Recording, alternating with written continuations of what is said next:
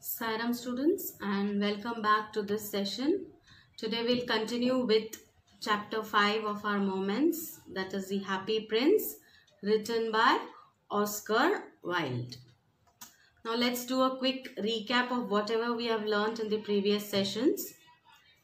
It is a story of a prince and a little swallow. The Happy Prince was a beautiful statue covered with gold, ruby, rare sapphires. He had never faced sorrow nor shed a tear. He was very happy. He lived very happily in his palace. Moving ahead. The swallow took shelter at the feet of the statue. There was a swallow which had migrated and it had taken shelter at the feet of the statue. The happy prince could see the misery and sorrows of the people of the city. He was high up there in the town column, so he could see all the misery that was present in the city. The swallow became the messenger of the prince to help the needy. So the swallow was actually to go to Egypt, but the prince asked him to stay back and be a messenger to help the people who were in need. So let's see. He took the ruby from the sword hilt and sent it to the seamstress whose son was ill. So the ruby in his sword hilt, the handle of the sword, he took it to the seamstress, that is a female tailor, whose son was also very sick.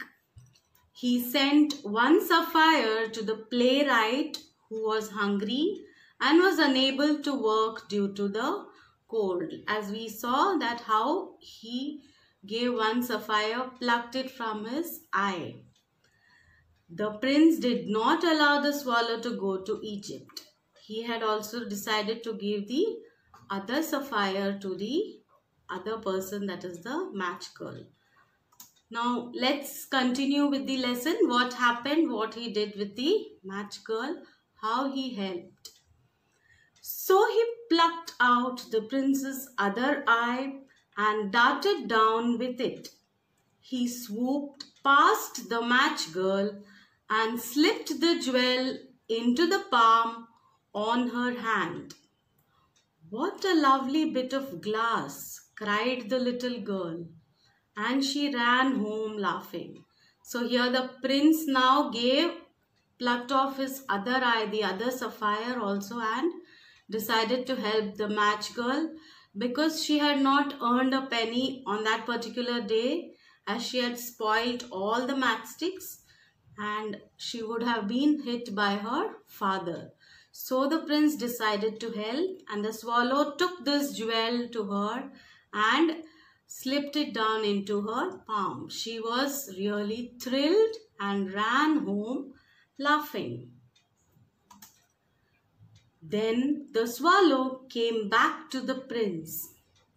"You are blind now," he said, "so I will stay with you always." Now when the swallow came back to the prince, he was really sad. He felt really unhappy because now the prince had turned blind. Both his eyes were plucked. So he decided that he would stay with the prince throughout. He would not go to Egypt. "No, little swallow," said the poor prince, "you must go away to Egypt." Now the prince was insisting that the swallow moves to Egypt and joins his friend out there. We'll continue. "No, I will stay with you always," said the swallow, and he slept at the prince's feet.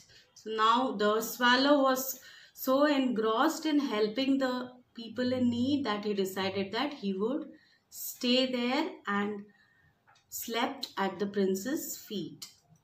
All the next day he sat on the prince's shoulder and told him stories of what he had seen in the strange lands.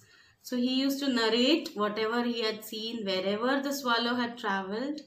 he used to narrate these stories to the prince. "Dear little swallow," said the prince, "you tell me of marvelous things, but more marvelous than anything is the suffering of men and women. There is no mystery so great as misery.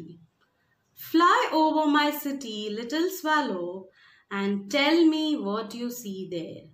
So here now the prince is telling that there are lot of marvelous things which the swallow was narrating. However, the mystery of the misery that is taking place, people who are suffering, that is a great mystery. So we need to do something for the men and women.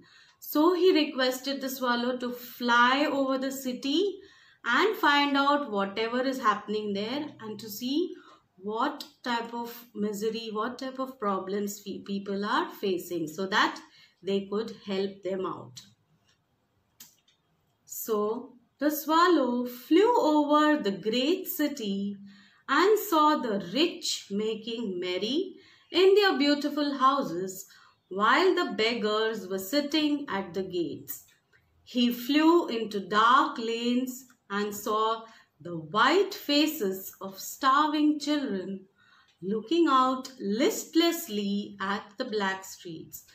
So the swallow was moving through the city. He could see that the rich people were enjoying themselves in their houses. However, the beggars were sitting out at the gates. They had nothing, no shelter, no food. He flew into the dark lanes and saw that children were starving. They had nothing to eat, and they were really in trouble. Under the archway of a bridge, two little boys were lying in each other's arms to try and keep themselves warm. "How hungry we are," they said.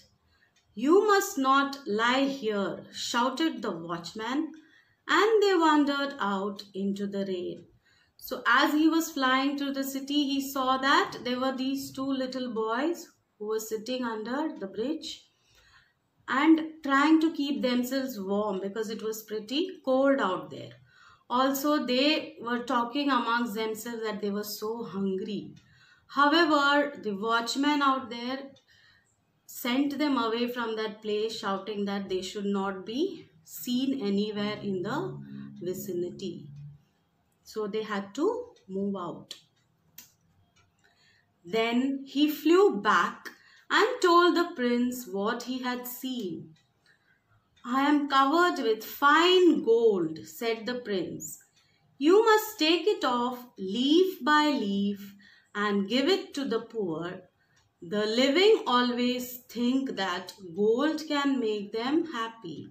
So now when the swallow came back and narrated whatever he had seen, the prince said that he needs to take out the gold that he was covered with, leaf by leaf, and distribute it among the poor, because the people who live, they feel that gold is something that can make someone really happy. So we need to distribute this gold to the poor so that they can live happily in their life. Leaf after leaf of the fine gold the swallow picked off, till the happy prince looked quite dull and grey. Leaf after leaf of the fine gold he brought to the poor, and the children's faces grew rosier, and they laughed and played in the street. "We have bread now," they cried. So everything, every part of his body, the statue of the happy prince, which was covered with gold, was taken off by the swallow. He distributed all this gold amongst the poor, and he could see that the children were really happy. They had something to eat. They were really enjoying themselves. He could see the children's faces were glowing. However, all the gold, all the jewels out of the statue, the prince actually looked really dull. There was no glow on the prince statue. Then the snow came, and after the snow came the frost. The streets looked as if they were made of silver. Everybody went about in furs, and the little boys wore scarlet caps and skated on the ice. So now when it was snowing, the winter had set in, there was snow everywhere. The entire streets looked as if they were made of silver. Everybody was happy. They had clothing. The boys were wearing caps and they were skating on the ice very happily. Moving ahead, the poor little swallow grew colder and colder, but he would not leave the prince. He loved him too well. He picked up crumbs outside the baker's door when the baker was not looking and tried to keep himself warm by flapping his wings. Now here, because of the cold, the swallow was not able to take that particular cold, was not able to bear the cold. However, the swallow was not ready to leave the prince because he loved him so much. He loved him, he loved the work he was doing. So what he used to do, he used to pick up crumbs from the baker's shop when the baker was not around so that his hunger could be satisfied, and would keep flapping his wings to keep himself warm because of the cold outside. However, he decided that he would not leave the prince. But at last, he knew that he was going to die. He had just enough strength to fly up to the prince's shoulder once more. "Goodbye, dear prince," he murmured. "Will you let me kiss your hand?"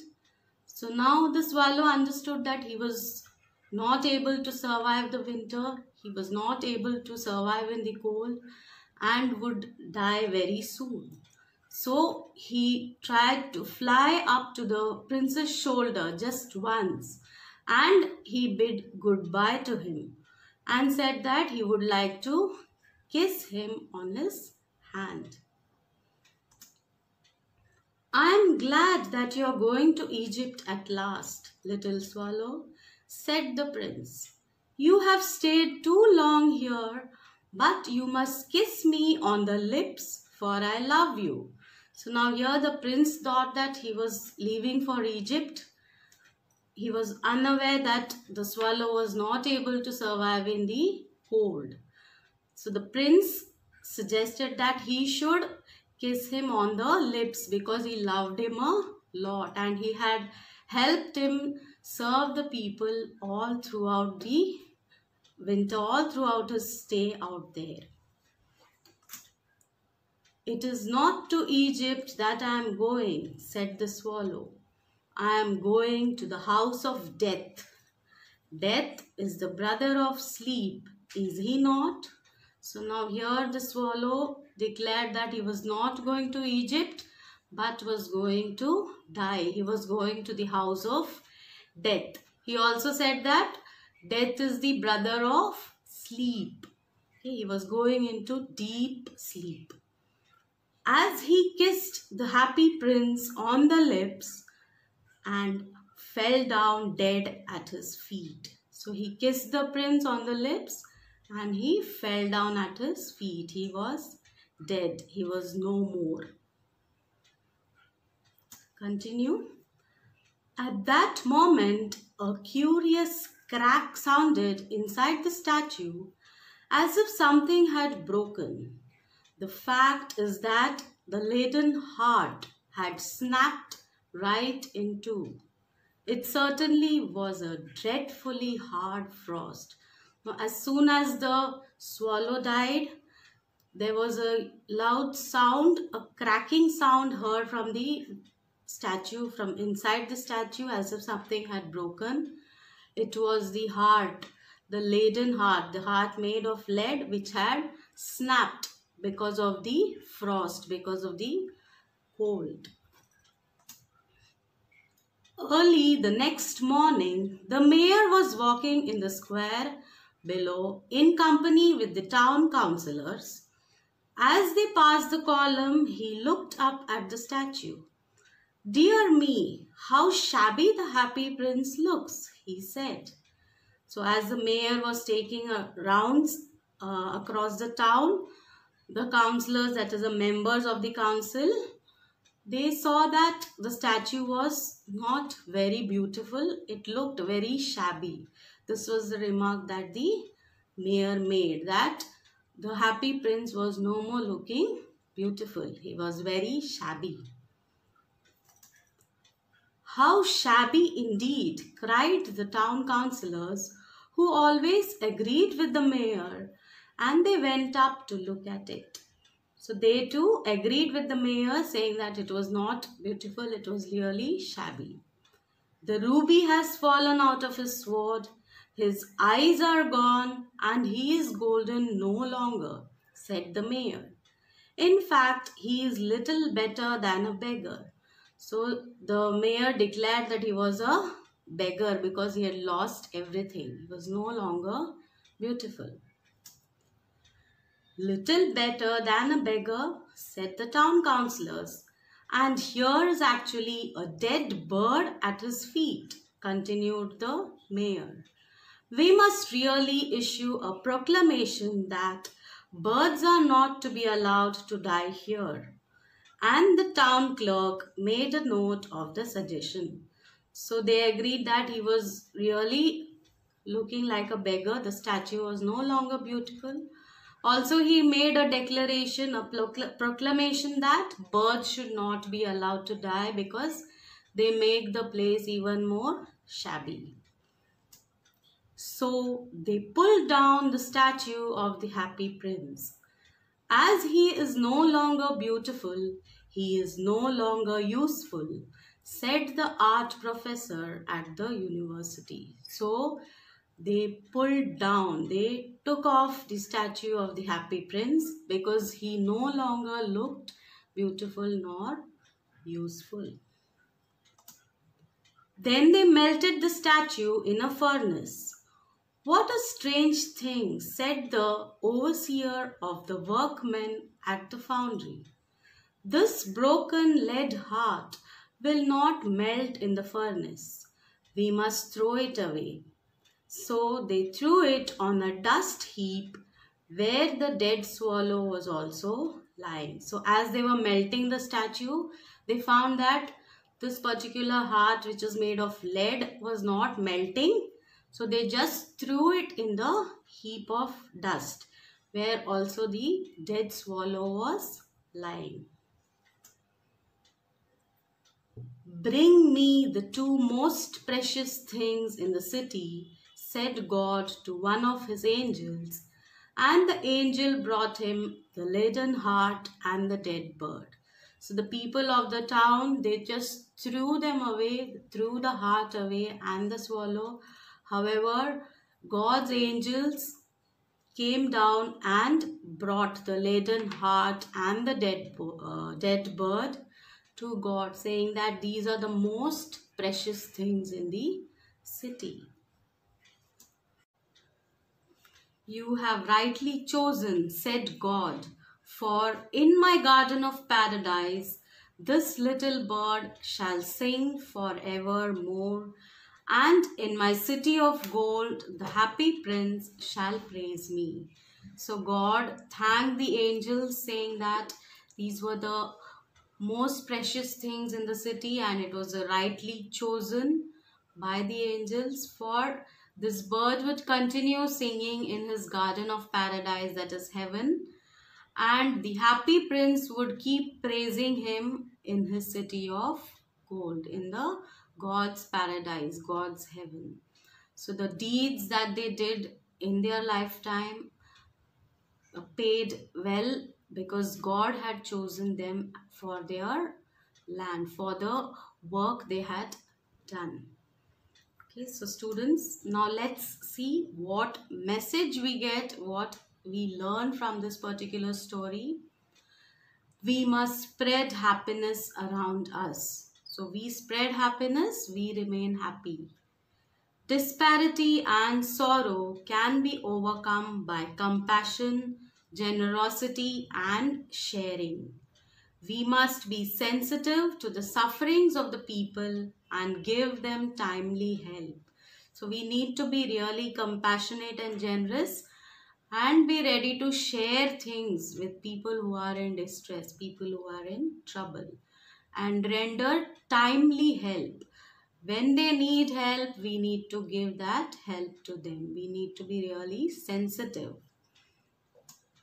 The story teaches us the values or virtues of kindness, pity, and sacrifice towards others.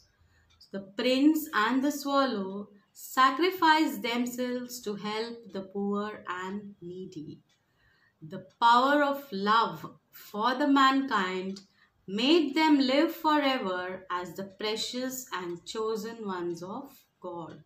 So their kindness, their sacrifices made them the most precious things on the earth. They were the chosen ones of God. So we need to be really kind and do some kind of sacrifice to help the others. Okay, students, I hope you have understood the lesson well.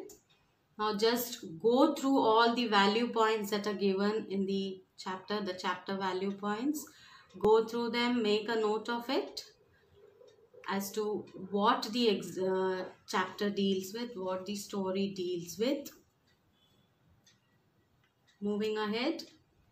So what the prince did when he was alive, how he was placed in the town column, how the swallow entered,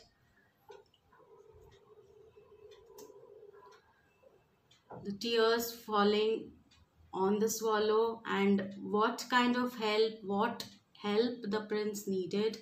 He decided to make the swallow his messenger. He carried the orders, he followed the commands of the prince. He helped the needy people, which included the seamstress, the young man, the match girl, and many others. The prince had distributed all his jewels, but however, the swallow dies because of the exposure to the cold. He was not able to bear the cold.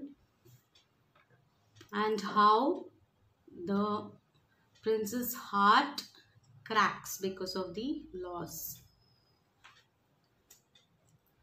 So the statue was taken off from its place, from the column, because it was no longer beautiful. However, the heart made of lead did not melt. It was thrown away along with the dead swallow. But they lived forever in heaven because of the good work that they did. So students, I hope you've understood the lesson. Go through the story again